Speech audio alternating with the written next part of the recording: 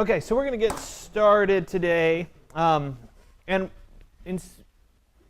Because the first thing we have to learn is Photoshop, it makes sense to me to actually talk about taking the pictures. And sure, in a class like this, you could certainly get by searching images online and using other people's images and crediting them or for their, for their image or whatever. But there's going to come a point in your design career where you're going to have to go out to a site, you're going to go someplace, you're going to photograph something. And if you learn how to take better photographs now, the end result will always be better. And so this is a really good gateway into Photoshop. We today are going to learn about creating the raw materials that we need for Photoshop and then moving forward from there into how do we post-process, etc. So in terms of today's trajectory, it's a little different than other days in class because once I get through lecture, your lab is actually to go take photographs. And you can choose to use your 2-hour block right now to go take photographs, or you can take them at a different point during the next couple day and a half. Okay? The point is that you'll need certain photographs for next class, which is when you'll learn the post-processing techniques that we'll talk about in Photoshop. So it's a little bit different setup today. But before we get into the actual which photographs and what you're going to take, you guys have the handouts, but I'll go over that with you in a little bit. We're going to talk about photography. And in order to talk about photography, we have to start with the basic definition of terms. Anybody here professional photographer? No, I've had that one time where somebody was a professional wedding photographer. I was like, do you want to come up and teach instead of me? But anybody in budding amateur? Not too much? OK.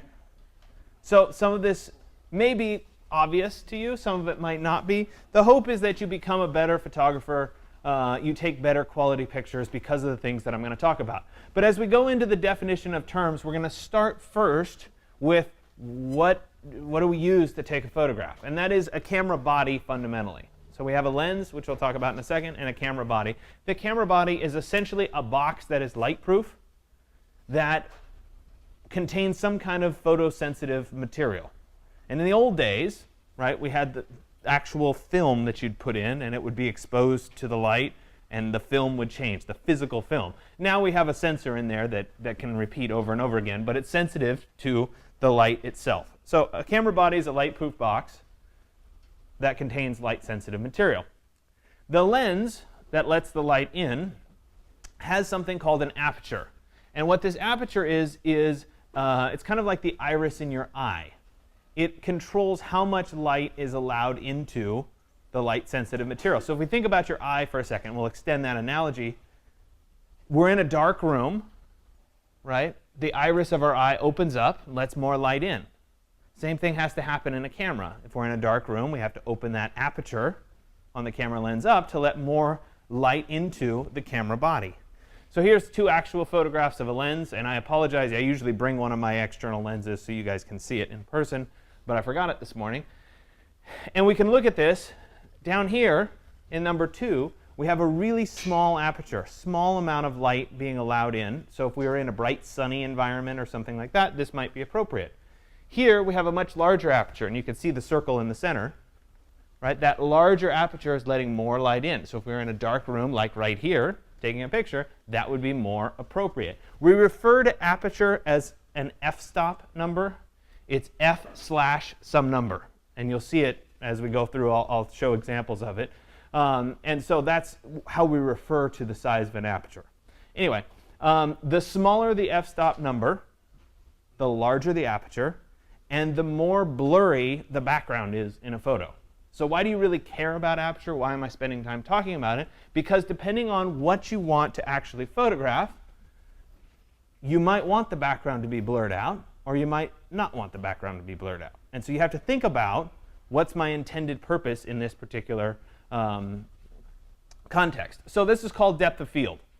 So the depth of field is how much of the actual image is in focus or not. And I'll show you 2 side-by-side examples in just a second, because I think it illustrates it a little bit better.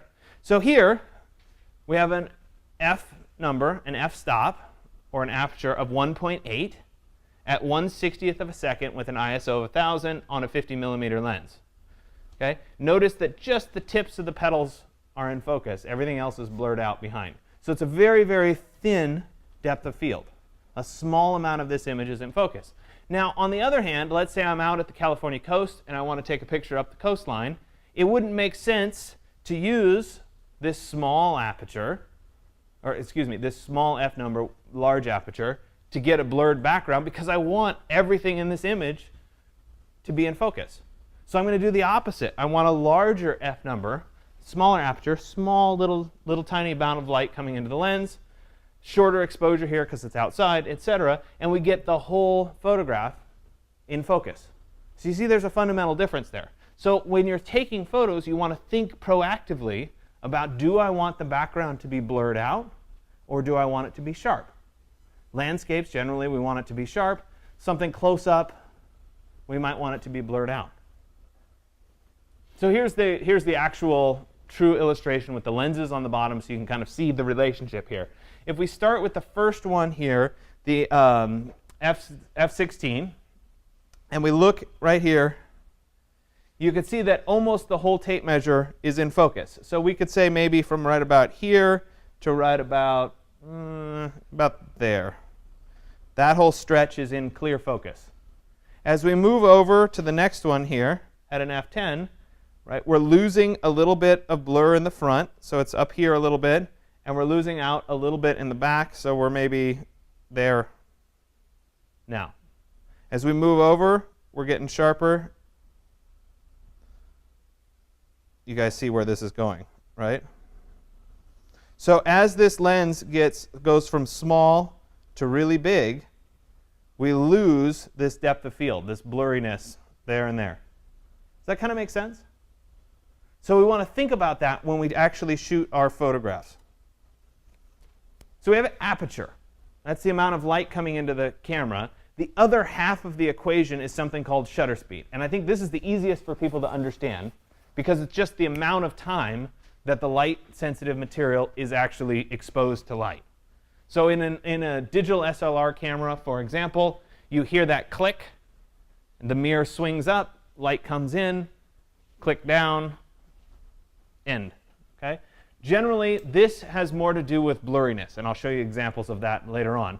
It's the amount of time the light-sensitive material is exposed. A typical exposure is 1/125th of a second. So it's still really short. The times we're talking about are really short. But you might have something up to 1/1000th of a second, really fast.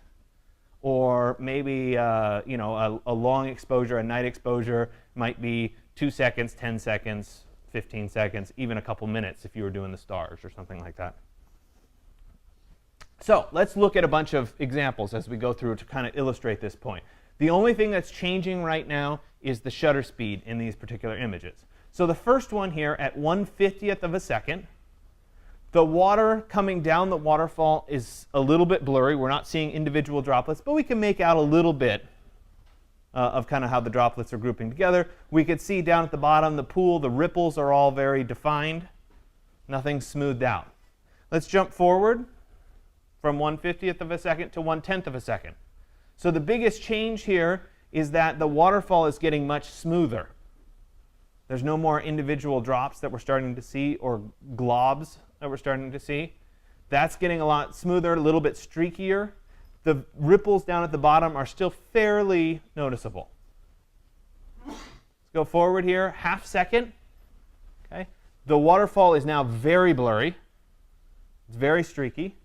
And the ripples at the bottom are starting to smooth out. So we're losing that. Okay. At the same time, I told you the only thing that's changing right here is shutter speed. If you look at this upper corner, these rocks are starting to get pretty blown out, starting to get overexposed because of the timing. Let's go forward one more. This is at 1 second. The waterfall is very blurry now. No individual drops at all. And the pool down at the bottom is very smooth. So all those waves have gone away. Another example here, 1/160th of a second. We capture the spray as the wave hits the log, etc. Individual droplets, foam, all that kind of stuff. We jump over here to a 4-second exposure. Notice in both cases here, they've adjusted other settings so the exposure is essentially the same. But if in these two images, we have very, very different looks for the same image, essentially. So you as a photographer have to think about, is this the look that you're going for? Or is that the look that you're going for? So shutter speed has to do with, am I freezing time or am I blurring out time? Film speed, or ISO, is actually kind of an interesting holdover from the world of actual like cameras with film. Anybody, well, few of us are old enough to have used real film cameras before. Some of you, how many people have never like used a film camera? Right? Not surprising in this day and age. Okay? In the old days, you used to go to like Long's Drugs, before it was CVS, and you'd walk in and you'd buy film, and you would go into the film aisle. They actually had like a film thing, and you'd pick out what kind of film you want by ISO. So I'm going to be shooting in the daytime. I'll use an ISO, I don't know, 200, 100, 200. That was a fairly common one. Oh, I'm going to go out and I want to capture like sports. I'm going to use an ISO 800 or an ISO 1600 or something like that. It was a special end film. What it does is it was the actual film itself was more or less sensitive to light. So it was physically different. Enter digital cameras. ISO essentially just says to the sensor, be a little more sensitive or be a little less sensitive. And so for the most part, this doesn't matter to you guys, except when you get images like this. Anybody taken a picture with a cell phone and had this happen? Right? Pretty common. Okay? What your phone is doing is your phone is saying, you had the flash turned off, probably. You had the flash turned off. It's a dark room. I know I'm supposed to expose the picture and be able to see something in the picture. So I'm just going to crank up that sensitivity on my little tiny sensor in the back of my camera, and we'll get as much information as I can in to get the image. Well, what happens is the sensor gets a little too sensitive, and it has a hard time figuring out what color certain things should be. So we get this noise, this speckling and this noise. The higher end the camera, the better quality the camera is, the higher you can go in ISO without degrading the image quality. So here we have a good camera. This is at an ISO 1600, not something that you could shoot with your phone. High sensitivity, low light conditions, we don't get any of that speckling. Again, good camera. So the best cameras out there, and one of the ways that you can evaluate when you're picking a camera, is what kind of low light sensitivity accuracy does it have? Does it get those specklings at a high ISO? Because if you don't, then you can crank up that ISO and shoot without a flash in low light conditions, which is nice. So it just depends. Our little phone cameras, right, we all live there. If you guys look back, if you've seen an old iPhone, like the original ones that come out, the cameras were a lot smaller, the little tiny lens. It's like if you go back and look at like a Motorola Razr, and you look at the little itty bitty camera, right? No surprise that they have a lot of noise. Our cameras have gotten a lot better. But if you look at that, and you look at how thin your phone is, it's pretty hard to imagine too big of a sensor in there, right? It's a little itty bitty sensor. Hard to get this kind of good results out of that little itty bitty sensor. On the other hand, if you had a digital SLR with a big old sensor in there, you can get better quality results. No surprise. Here's another example here where we jump up through. This actually came from CNET. They were evaluating a camera. I told you this is something that you could look at if you were trying to buy a camera. And they shot the same image over and over and over again at different ISO settings so that they could see how much noise would start to appear. And you notice that it does great at 100, 200, 400. We start to get to 800. We start to get a little bit more speckling. And then as we go up, it gets worse and worse from a noise standpoint. So the other thing that happens in the digital world, this is not something we ever had to deal with in the physical world, but it's something we do with digital cameras, is something called white balance. And I'm going to skip ahead and come back for just a second, just so that you guys can see the example. Anybody taken a picture that looks like the one on the left before? Right? Suddenly, everything's underwater. It's all blue. Right? That's a problem with something called white balance. And so white balance, again, applies only to digital cameras, and it has to do with the general color hue of the image. And so sometimes it ends up being too blue because your camera thinks that the lighting conditions warrant skewing the colors more in the blue direction. Because different lights has different colors. If we go out in the sun, not that we have any today, but if we went out in the sun, it generally has more of an orange cast to it. And you've probably noticed that before, especially if it's at sunset. You get a lot of orange cast. Okay? If we were instead in this room with fluorescent lighting above, it's a little bit cooler. It tends to be a little bit more blue in color. And so your camera tries to compensate for it. And maybe 5, 6, 7 years ago, cameras weren't that good at compensating. They kind of guessed. And sometimes you got the images that look like the blue one that I just showed you. Now, in all honesty, most of the cameras, especially our phones, are pretty good at figuring it out. You can always manually set a white balance. And if you were an archaeologist and you were on a dig and you really wanted to photograph very accurate colors or something like that, you would actually hold up a white card. You'd photograph that white card to set the manual white balance appropriate to what this is a known white, right? In this case, white card. This is known white in this room. If I set the white balance to this, then I know what white is. And you can actually do that manually in person. It's not something that you as a casual user would ever use, but I like to point that out because maybe you'll become an archaeologist and go on a dig someday. Who knows? So here's the live example. The left image is way too blue. The right image is exposed correctly for the time of day and the orange cast of the sky, etc. So bracketing, and I know I'm going through a lot of these topics in relatively fast, but we'll come back to some of this. Bracketing we will definitely come back to because I talk a lot about bracketing and high dynamic range images. I have a whole lecture on that coming up.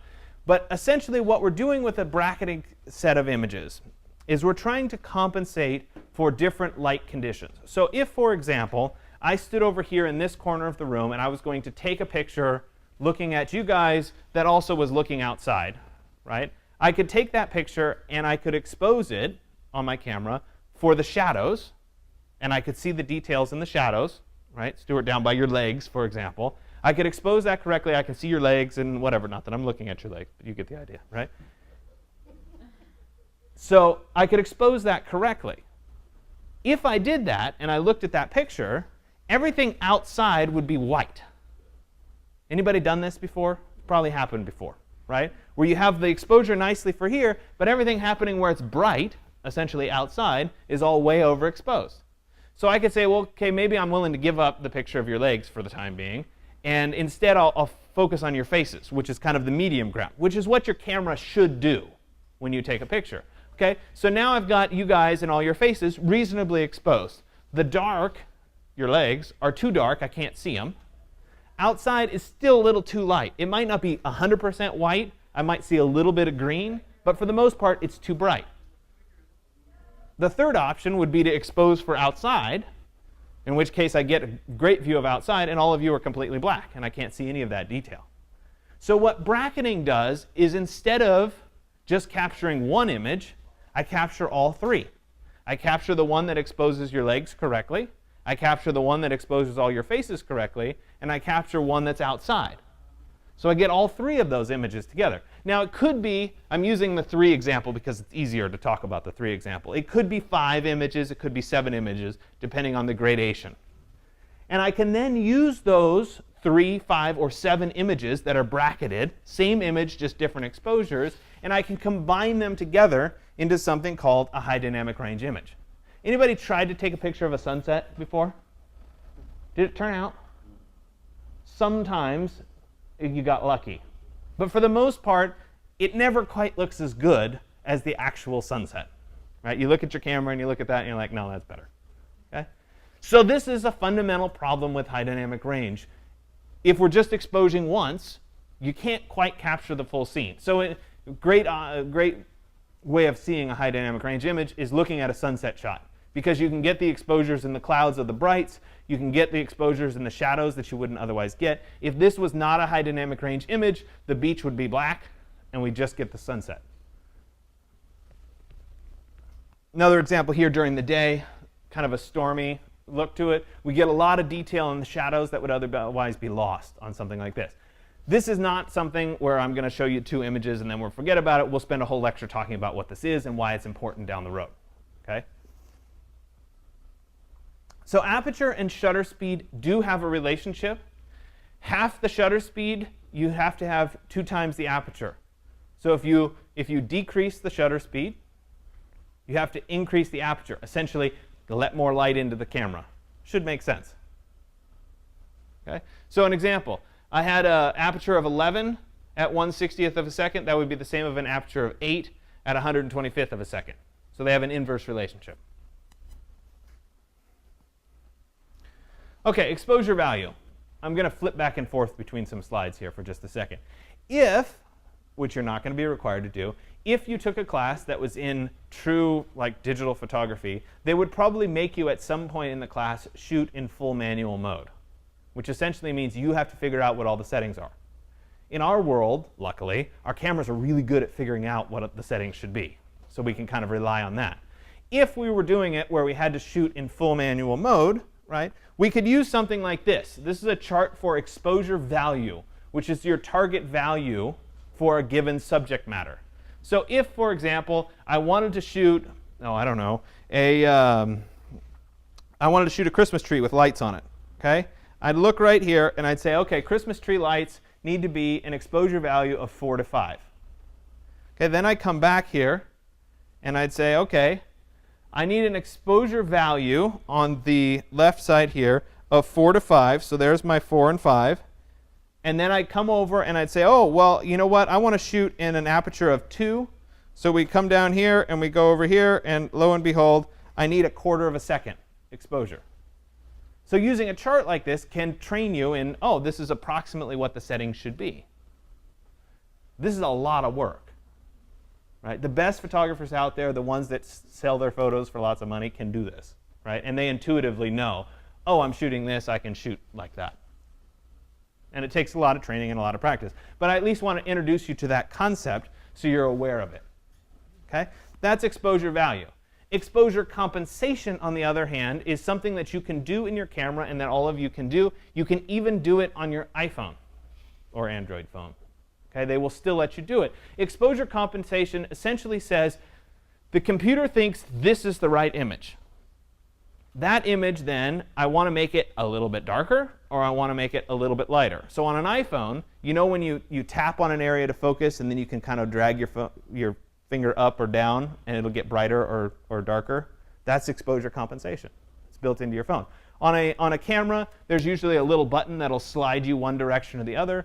Generally, if you're shooting a sunset and you drop the exposure compensation to -1, -2, it gets a little bit better. You may have discovered that along the way. Let's look at an actual example here. Exposure compensation, again, 0 is what the camera thinks is correct. Okay? We could deliberately lighten that up, or we could deliberately darken that, depending on what we wanted.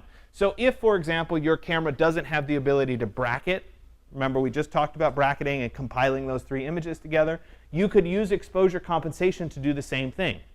You set your camera up in one location to shoot 3 images. The first image you shoot is just normal. The second image, you drop your exposure compensation down by 2. The third image, you raise your exposure compensation by 1 or 2. Okay, it does the exact same thing. So a couple notes on lighting.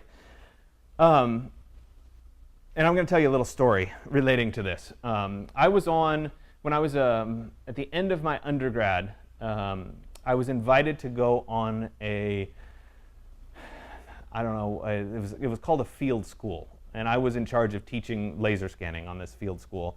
And we brought a bunch of students that were college students, various ages in it, and there was a couple grad students that went with us. And we went to Peru, and we went to an archaeological site that was not in like Machu Picchu or anything super exciting. It was down in the flatlands, and it was a mud set of buildings. And I have some pictures that I'll show you of it a little bit later. And so this was a really interesting group because there was a few people that were architecture students, myself being one of them, and then there was a handful of people that were archaeology students. And so they were down there for different reasons. We were there to look at the buildings. They were there to look at the paintings or whatever. I'm not an archaeologist, so I can't pretend to tell you exactly what they were looking at. It was really entertaining, though, because we'd get there really early in the morning. We'd bus to the site. The hotel that we stayed at was like an hour and a half, so we'd get up at dark. It was totally dark. We'd get to the site early in the morning, and all of us architecture people would jump out and be all excited, and we'd be taking pictures, and we'd do all our work in that first part of the day. And then noon would roll around, and we'd be like, yeah, maybe we should take a nap. Like, let's sit under the shade. Like, there's not a whole lot to do, because the lighting didn't have strong, deep shadows. We couldn't really see what the architecture looked like. We weren't accentuating the walls and that sort of thing. The opposite for the archaeology students. The archaeology students would kind of, let's have a cup of coffee before we do anything in the morning. We're waiting for that noon light. Because at noon, the lighting is more even. There's no big shadows, and the color representation is better. So if they were photographing these paintings on the mud walls, that was the ideal time to do the photographing for them. So it's important to understand that depending on what you're trying to do in your photograph, the time of day can really matter. So if you want to bring out deep shadows and whatever, you guys have looked through architectural magazines before, right? Sorry, you industrial designers. Maybe you've looked through architecture, but we're talking architecture right now for a second. You've looked through that, and you notice that the time of day that all the photos are taken is about 6 p.m. because all the lights are on in the building, but we still get the sky in the background, and we still get the street and whatever, because we think that's a great time to take pictures because of the light. Right? If we were archaeologists, we want to take it as flat as possible, no shadows, to represent the colors or whatever it is that they're looking for. So it's important to note that depending on who you are and what you're doing and what you're trying to photograph, this stuff matters. So let's talk about file types. And this is certainly something that will play into what we're creating in Photoshop, because we need to have the files to work with in the first place. So you guys are probably all familiar with this by now. JPEG is kind of the universal image file format. And it's kind of like MP3s were to music. JPEG is to an image what an MP3 is to music, in that it's a pretty small file. We strip out a lot of that extra information, we compress it down, and it's easy to email to somebody or whatever. For the most part, the image is fine. You look at it on a computer screen, you look at it on your phone, yeah, that's fine. If you took that JPEG image and you wanted to blow it up to 24 by 36 or the size of a wall or a billboard or something like that, the image quality would be awful because we got rid of it in favor of size. So typically images are compressed 10:1. So if we take the full size image, let's say it's a 16 megabyte file, we compress it down to 1.6 megabytes, something like that. So significant compression to the photograph, but that also is convenient. PNG, a portable network graphics group, not that that really matters, is essentially the same thing as a JPEG, except it doesn't lose any of the information. So we compress the file. It's a little bit larger than a JPEG, but we're not stripping out any information. We retain the full quality, which is an important thing to recognize. The other thing that's super important for us is that PNGs preserve transparency and JPEGs do not. So if we created something, you guys will do this in class, we cut out people for a day, for example. We cut out objects, we cut out people. If you cut them out and then you save them as a JPEG, the background that you spent all that time cutting out will become white. It won't become transparent because it's a JPEG. If you save it as a PNG, it will stay transparent and you can use it as a transparent background. So that's really the important thing about PNG. We will use PNGs in this class. It's unlikely that your camera will write directly to PNG. In all likelihood, it will write to a JPEG or a RAW file, which we'll talk about in a second. A TIFF format is a little bit of a hybrid of all these. It does do some compression depending on what your settings are. You can get rid of some information in the file. You can keep some information in the file. But these tend to be used for high dynamic range images or really big, high-quality images. Not too common for you, but I at least like to introduce that as a file format. The last one we'll talk about is something called a raw image. Anybody heard of a raw image before? A few of you, if you've worked in a digital SLR ever, chances are you've heard of a raw image. What a raw image does, not available on your iPhone, but what a raw image does is it takes every piece of information that the camera records, everything, and it puts that into a file. And so, no surprise, it's a big file. So remember we were talking about that 10:1 compression for a JPEG. 16 megabyte file was the original image. That's your raw file, maybe more. The cool thing about it is it gives you all the information to work with. And so if you make a mistake when you actually shoot the photograph, you can recover from it. So let me show you an actual example. So here we have a photograph of like a wood siding on a barn. And I made a mistake when I shot it. And in this case, it was just the JPEG that was saved. And so it's kind of overexposed. I can't really see the texture. It's just not a very good image. I say, okay, well, let me go back, and in this case, I used Aperture, which was an Apple product, but you could do the same thing in Photoshop. Let me do some corrections on it. Let's see if I can get information back, if I can make it look a little bit better. So if we look at this one that's kind of bright, and I lost the detail here, and we look at this one, it's like, okay, well, it's a little better, but it's not that good, because that JPEG file stripped out a bunch of the information. If, however, I have the same raw image, I can actually go back and say, wait a minute, let me change the exposure of that raw image and make that adjustment, because it captured every piece of information on the card, and I can get all of these little pieces of peeling paint. So it's a very different correction ability in Photoshop.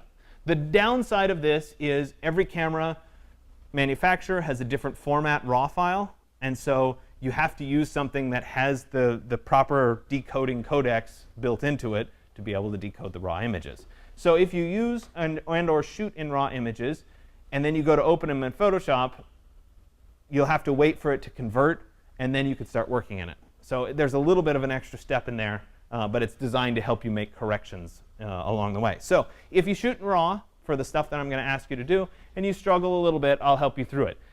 This is one plug for Apple products. Don't try to sell you on this, but I think Apple is far better at previewing and working with raw files than Windows is. Just the way it works. Okay? So let's talk about your camera and how it works. So remember, we had that light-sensitive box. Inside of it was some kind of light-sensitive material. In this case, this is your camera sensor. And essentially, it's an array of different filtered colors. And as the light comes into the camera, it captures red, green, and blue colors and combinations of the three that make up the overall image. You guys have heard the term megapixels before. How many million pixels are in the image, pixel being color. So if we have a 12 megapixel image, there's 12 million pixels of image depth there. If you have a bigger sensor with more, you can capture more. Okay? There was a war about 10 years ago, maybe 12 years ago, of digital cameras and who had the biggest megapixel. And everybody was trying to be better. Now it's more about the quality of the lens than it is about the megapixel, because they're all high. So anyway, we have our image. It goes into the camera, gets translated by our sensor into a stream, which is our digital image. We then open that digital image in something like Photoshop and can do post-processing on it. If we look at a typical compact camera, this is starting to get really dated, this slide. These were so popular 10 years ago, right? This is your typical compact camera. The truth is, now this is your typical compact camera. Things evolve. But it has a lens and all the stuff that you would expect on it. Digital SLR camera still exists. These are the cameras that wedding photographers use, or professional photographers use. If you go have a photo shoot with somebody, or you take pictures of your kids, or that kind of stuff, this is the camera that they use. The big advantage here over the other cameras is that it's a bigger sensor, and the lenses can be interchanged, so you can put a different lens on, and the lenses are significantly larger. If we look at a lens, and I wish I brought mine today, if we look at a digital SLR lens, the glass might be here at like 52 millimeter size. If we compare that size, literally, to the size of the lens on our phone, there's a big difference. So the image quality is significantly more. And that's why you get better. You pay somebody to take your picture, they take it with this, you get better results. OK, so if you guys spaced out and learned absolutely nothing from me today, which I hope you didn't, but it's possible, take this away. Most of you get out your cameras and you shoot in full auto mode. Okay, that's the temptation. You just pull out that green auto mode and go from there. If you do nothing else, pay attention to your actual camera modes. They're built in on your dial. Now on your phones, it doesn't really do much. But if you have an actual camera, this will matter. If you switch to one of these modes, it will adjust the settings for you. So for example, if you want a blurred background, you're going to either use the little flower for a close-up shot, or you're going to use the portrait. One of those two modes will blur out the background for you. Essentially, they'll shorten the depth of field and use a lower aperture for you. If, however, you wanted landscape mode, you wanted everything to be in focus, it's going to use a smaller aperture and compensate for it. If you're using something where you want to capture people moving and you want to freeze, could be a waterfall, but could be somebody playing sports, use the sports mode. Okay, so make sure you get off using the auto mode. Use one of these modes, and your photos will turn out significantly better. So you always want to think about how big is your card, how many images are you planning to shoot, what will your final output be, what size are you shooting? Are you shooting raw images? Do you need a bigger card? The truth is, memory's so darn cheap now that it doesn't matter. You have big cards and you forget about it. I mean, in the old days, I remember when a 1 gig flash drive cost like 150 bucks. Yeah, it was crazy. That was when I was in grad school, and it was like a big deal. It's like, don't steal my flash drive. It was 150 bucks for 1 gig. I mean, it's absurd, right? Yeah, no, I mean, it wasn't huge, but, you know, it wasn't like I was carrying a brick. No, I'm not that old. Come on. No. But my point is that things have changed, and we can get things really cheap. You know, you go on Amazon, and you can get a 32 gig card or a 64 gig card for like 10 bucks. It's like nothing. So this kind of doesn't matter quite as much as it used to. Okay? So you want to make sure you set that stuff up so that you're planning ahead. You want to think about what to carry. Okay? This is if you're going on like on a professional photo shoot or an expedition or something. You know, are you going to be in a place where your lenses are going to get really dirty? Do you have extra batteries? Do you have memory cards? You actually have to think about silly things when you're doing photo trips and whatever. So I have kids. I don't get to do this stuff anymore. But I used to go on these kinds of trips. I went to Peru and we did that. And, you know, I've been a lot of places and I've taken a lot of pictures. And one of the troubles that I always had too was when you get off an airplane and you go out and you try to shoot somewhere, the first thing that happens to all your lenses is everything fogs up because they're all cold on the airplane. And then you go out and everything fogs. You go in a place where there's high humidity, suddenly everything's wet and you got to deal with it. So those are all things that you have to kind of plan ahead for if you're going to do this on a more professional manner. Okay? So when I talk about carrying this stuff, I'm actually serious. You do want to think about this, right? I always save those, you know those, you buy like a piece of furniture or something and they come with those silica packs that say do not eat and you're going to die if you eat them. You know what I'm talking about, those things, right? Sometimes they're really big ones. Those are the best ones, right? I save those and I throw them in the bottom of my camera bag because they soak up all the moisture, right? So if you go, and now I don't get to go to exciting places, but if you go someplace that's humid, right? You go to like Houston, Texas or something like that for work and you get off the plane and it's all humid, well, guess what? Inside your bag is still relatively dry because you have those pouches, right? So it sounds silly, but that's something to think about, okay? If you have a digital SLR, you probably have a bunch of extra lenses that you bring, etc. Maybe you have panorama heads, whatever. Okay? You want to think about, are you allowed to actually take pictures of whatever it is that you're taking pictures of too, because sometimes people get mad. It will inevitably rain. Okay, so I talked about that Peru trip. This was in Peru. This was Machu Picchu. And so we were all excited to go out. We spent all the time down in the valley photographing these mud walls. And I still have a picture of that later on that I'll show you. And then it was like, oh, finally, we get to go to the high country and see something cool, right?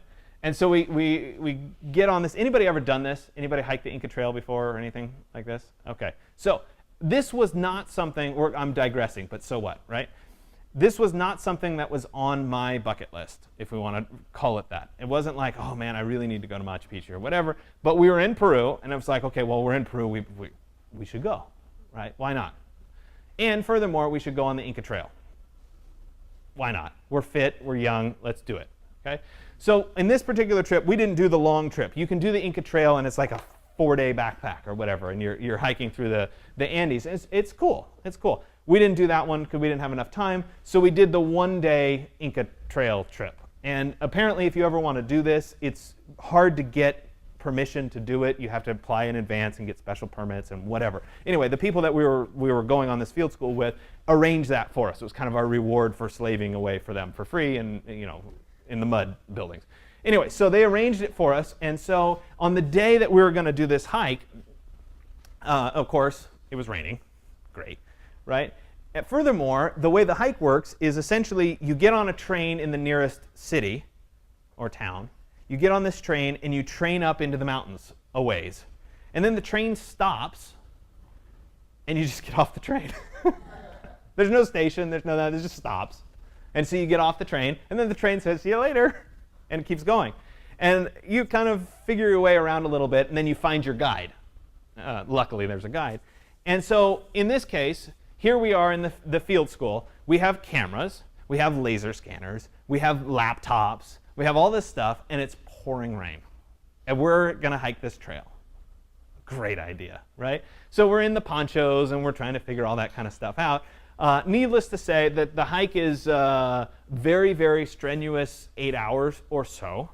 You do stop halfway for lunch. And anyway, we're going along, and I have to tell this part of the story because it's too fun to there are these moments that happen in life that you will never, ever forget, and this is one of them. So we're going along after lunch, and we're hiking along this trail, having hiked, recognize we're in very high altitude here, 8,000 plus feet above sea level, so, it's hard. So we're hiking along, and the trail had gotten a little easier. It wasn't quite so much steep, and we're going along, and then all of a sudden the trail kind of bends and turns to the left, and you turn to the left, and it was this stone staircase that went for like 8,000 miles. And it was like, you got to be kidding me that I'm going to have to climb this right now with all my gear and everything. So you trudge your way up there, and you arrive differently than you arrive if you just go to Machu Picchu. If you go to Machu Picchu and you continue on the train, you get to a town called Aguas Calientes, then you get on a bus and that takes you up to Machu Picchu. You get off the bus and you see some stuff, okay, whatever. If you hike the trail, you arrive into Machu Picchu the way people used to arrive into Machu Picchu. They arrived on foot through the sun gate. So you go up this set of staircase to the sun gate and you walk through. And so remember, it had been pouring rain. It was like this all day. Okay? You hike up this staircase. We crested the hill at the sun gate, and it was like the sun came out, and it was the most spectacular thing I've ever seen in my life. It was unbelievable. It was like meant to be. And you can look down over all of Machu Picchu. And the thing about Machu Picchu is you see an image like this, and it's like, oh yeah, there's a bunch of terraces. But what you don't understand is that, yeah, there's a bunch of terraces that are on this tiny little peak of a mountain, and the gorge goes like this on either side, and then there's mountains that go like this on either side. So you're on this little tiny ridge in the middle of these giant mountains. It's spectacular. Anyway, it was not on my bucket list, but I'm so glad I did it. So if you ever get a chance, please do it, and don't go the bus route. Hike this. It's worth it. Okay? Even if it's really hard. Sorry. Let's move on to basic composition techniques. And there's a few more Peru pictures in there. I can't help myself, right? So the first one we'll talk about is telling a story. So often you can tell a story in an image based on what's happening in the image. It could be the subject material. It could be the people in the image. It could be how the people are moving in the image. It could be how the light is falling in an image. It's about experiencing that environment and inviting the person viewing the photo into that story. So this is a little bit hard to define. It's not a specific thing, but you can tell when you get to one of these what that kind of an image would be. So here's one in Rome. Not the best image. I didn't have the best camera. This was like 2003. It was like 3.1 megapixel, baby. Anyway. This was in St. Peter. Anybody been to Rome before? Okay, so I talked up Machu Picchu. Okay, Machu Picchu's here. Rome's here on your list. Okay, go to Rome because it's amazing.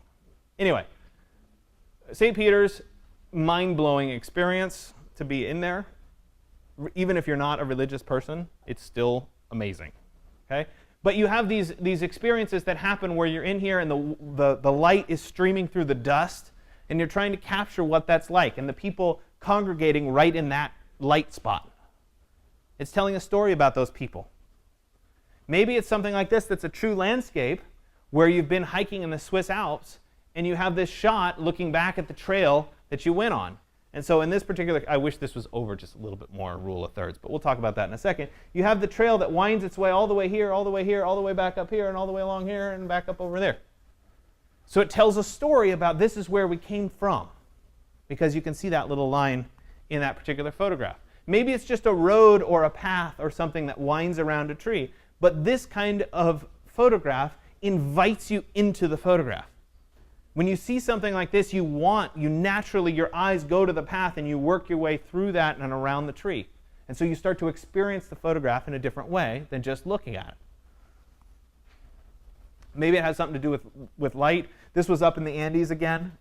Really spectacular mountains. Symmetry. Strong symmetry dominates the photograph. It's easy for you guys to understand symmetry. I'm sure you all understand. One half matches the other half. Could be top half matches the bottom if it's a reflection. Could be left matches right. The thing that makes symmetry work really well in a photograph, though, is when there's one piece that's out of place, when there's something that isn't symmetrical. So we'll flip over to New York, Brooklyn Bridge. Anybody walked across the Brooklyn Bridge? Okay, so that should be on your New York list. See, I'm giving you a list. You just start putting these down, right? You walk across the Brooklyn Bridge, and you have this perfectly symmetrical image, right, shot right down the center. And there's something that isn't symmetrical, and that's the people. Those are the things that are activating the photograph. They're all on the right, not on the left. Right? It's actually pretty cool that people are this obedient. Right? The left side is the bike lane, the right side is the pedestrians, and there's not one person. There's no bikes, but there's not one person on the wrong side. Right? This is what we do. But it really activates the perfectly symmetrical photograph because those people are all on one side. Something like this.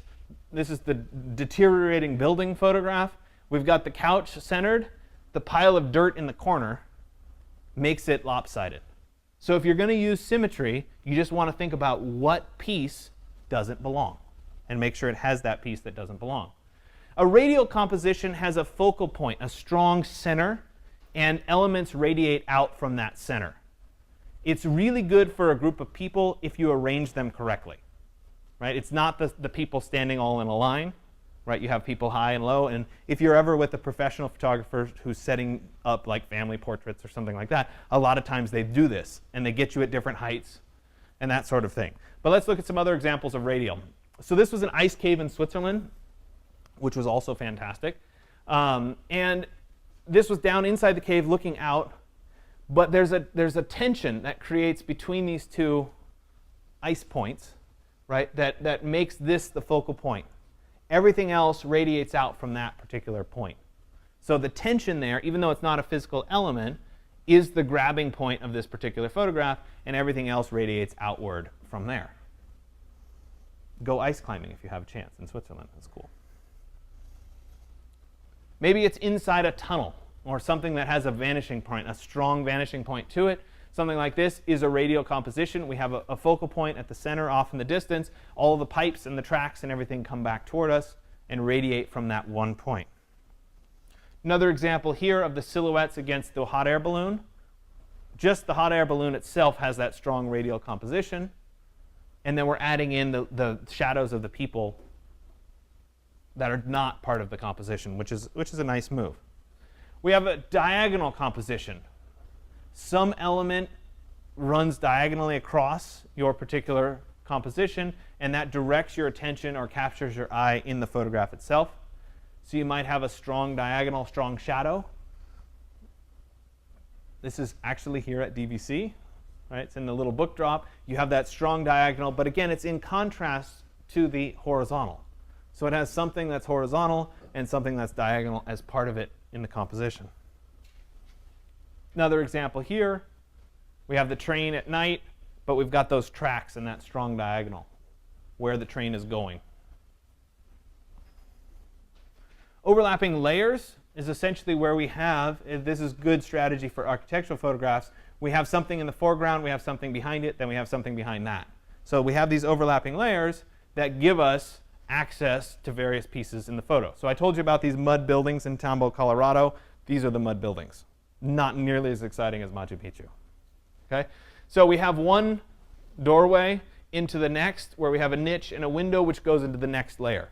So we're layering up elements in that particular photograph. For perspective, this is what it looks like outside. Okay? So it's a mud building, but it is known to be one of the best. It's very dry here, and it has some of the best preserved wall art. So you can see some of the red paint and whatever that was left over. So that was part of why it was an important archaeological site. Could be something like this, where we just have an image that's composed of a foreground. We have the lower grass here, followed by the medium grass here, then we get a pond. Then we get the next row of grass. Then we get a row of trees. Then we get the fog. Then you get the idea. So it's layers. Okay, so if you take nothing else away from these rules of composition, the easiest one to do and the one that will automatically almost always make your pictures better is the rule of thirds. Anybody heard of the rule of thirds before? Okay, a few of you. If you think about the rule of thirds in this context, that's great. If you think about the rule of thirds in all the rest of the design work you ever do, that's even better because it always works. Okay? It's one of the easiest ones to follow. Essentially, you're going to divide the photograph into 9 rectangles, and you're going to position the points of interest on the intersections of those rectangles. So let's go ahead and take some live examples. Okay, so here we are, Statue of Liberty. It would be very easy to take this picture and to center the Statue of Liberty in the center of the picture. I would bet most people that took this picture from this vantage point centered the Statue of Liberty because that's what we always do, we center it. But instead of doing it that way, by positioning it the way we have a line that is 1/3 of the way over here, right? And that line is establishing where the Statue of Liberty belongs in the composition. And then we also have a line that goes across 1/3 of the way up, which is approximately the base of the statue. Okay? So we could have adjusted it a little bit, we could have pulled it down a little bit, but it's approximate. Okay? And by doing this, not only are we activating her in the ground, but we use this negative space here as part of the composition. Notice that she's looking out this way, therefore she's looking into the negative space that's captured here. It wouldn't work. We could do the same setup, and I have another slide that I'll show you, where we could put her on this side and have the negative space on the back side, but it wouldn't make any sense because then she'd be looking off the page and we'd have stuff that just wouldn't make a difference. So we do want to pay attention to the actual stuff that's happening. So this is up in Maine. Same thing here, 1/3 of the way over, we have our bow of our boat, and about 1/3 of the way up, we have that boat itself. So again, rule of composition, rule of thirds. Okay, so here we have a photograph of a person. Okay, it would be really easy to center this person right in the center of the image. That's what everybody always does. Okay, but instead we pull this person over to the right of the photograph. There's the third line. Notice the other third line is about where his eye level would be. So we compose the image around those pieces, and suddenly we have the image, we have the surrounding context, we have that he's looking off at something that's off the page in this direction. If I flip the same image around, okay, same image just blown up a little bit, okay, that's technically rule of thirds. Eye level is same rule of thirds. So the rule of thirds still applies here. But the image really doesn't work, does it? And it's because he's looking this direction, and we have a bunch of negative space over here that's just not important. So just because you follow the rule of thirds doesn't mean that you can get away from the context of the image itself. So make sure you pay attention to where people are looking and what they're doing. This could be a diagonal too, depending on which way you want to look at it. Another example here. That's a good example of depth of field, right? Just the coconut is in focus. Everything else behind is completely blurred out. Okay, so here's the I hiked to the top of the mountain shot. Okay, I'm proud of it. The natural thing to do in this particular example is to photograph the person right in the center. Okay, but by putting these two people, one of which is me, right? By putting these two people at 1/3 of the way over, we get the context of here's all the stuff we just hiked, and here we are at the top. So we're telling a much bigger story by using this rule of thirds. Another example here up in Sea Ranch. Heavy brush at the third line, lower third of this arc, and we also have an upper third of that arc as well. So we're using these principles to compose the image. We can also use framing, and that is where we use pieces of the image to frame another part of the image. Sometimes this is looking through a window kind of thing. So here we are in Pompeii, Italy. We shoot out towards the Bay of Naples here, and we've got the frame of the oculus of the window as the frame for the surrounding view. Should make some sense. This is a pretty easy one to do. Patterns and repetition. I actually really like these kinds of photographs. I think they're fun. I think when you shoot them, it's the thing that's out of place that's always the best part. So let's look at this one, for example. Strong, strong pattern to it. And then you've got the shirt that's hanging over the balcony. Everything else is exactly the same. So these kinds of things are really fun. It would be nice if this shirt, instead of being there, was on this railing, because then it would be nicely in the rule of thirds. If it was right there. So if I had everything to do, if I could pick this, I didn't take this image, I would have changed that. But other than that, it's a good pattern and repetition image, and we're looking for some piece that doesn't fit. Another example here, the pattern and repetition of all the columns. Right? Then we have the person that's walking between them. That breaks that pattern and repetition. And in this case, the pattern and repetition is going back, not side to side. Maybe it's something like this, where we have these parallel lines, and then the snow creeps over and breaks that pattern and repetition. OK, so those are all my examples for today. You guys got a handout for today, if I can find it, for exercise 103. And like I said at the beginning of class, today we won't officially have our lab time, so you'll be free to go once I finish talking. And you can go out and shoot these particular photos. I want you to make sure that you bring them all back for Wednesday's class, because we will pick and choose good images from the ones that you shot, and we'll do basic post-processing in Photoshop. So you'll learn your first little bit about Photoshop. Yeah? As course of habit, I take a lot of pictures in a row. Mm-hmm. And while the pictures that come from the previous few days, is it okay to bring those ones as well as the ones that I'm going to make for today? Yes, absolutely. OK, so let me get through some of this. Before you go, however, okay, under part 1, I want you to look online, and I want you to find an image that you like. You could look at National Geographic or whatever. I want you to find an image that you like. I want you to make a post with that image as the featured image. And I want you to write a paragraph, doesn't have to be particularly long, a couple sentences, about what compositional rule you think they used and why you think the image is particularly good. Okay? That will give you credit for exercise 103. After that's done, I want you to go out and actually shoot some real photographs. And what I want is 5 photos of campus buildings.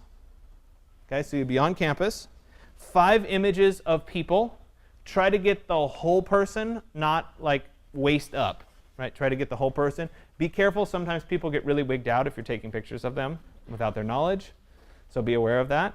5 detail images of textures or patterns. 5 photographs taken from unexpected angles. That one's always the best. I get good results out of that every year. I want 4 close-up photographs of something. I want you to attempt to do 1 bracketed set of images. Remember, exposure compensation, deliberately lighter, deliberately darker, and the real exposure. So 3 images, same overall image, 1 dark, 1 medium, 1 light. If you have a nice digital SLR, a lot of times they have bracketing built in. You just turn it on, snap 3 photos, and it does it for you. I want 1 handheld set of panorama images. Okay, so what I mean by a handheld set of panorama images is I want you to take 5, 6, 7 images that overlap each other. Try to overlap by at least a third.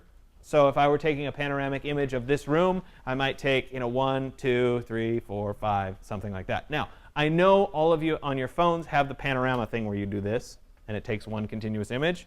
Right? You don't get to do that. Take separate images, because I want to teach you in Photoshop how you put those images together. Okay? It will help in your collaging ability, I promise, down the road to be able to do it. Okay?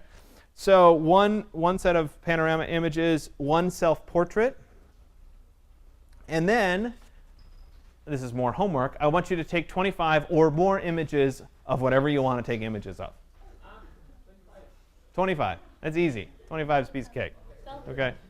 So all of these need to come back with you to class on Wednesday. We're going to pick and choose which ones we edit. We'll end up picking, I think, 3 out of all of them to edit. We'll look through them and pick them. Now, this is also kind of a precursor. Next class, you will get your first actual assignment for the class, which will be your best photograph. When you take your best photograph for this class, it has to be taken not over summer, but since class started. So since the first day of class on the 14th. So it has to be the 14th or newer. Okay? So you can't use, you went to Rome for summer. You can't use those images. So it's only fair. I have to make the playing field relatively even. Okay? So make your post under part 1, and then you're free to go. Try to use presets other than auto if you can to shoot these images, recognizing that, of course, this is going in the direction of our next assignment. Okay? Are there any other questions? No. Okay.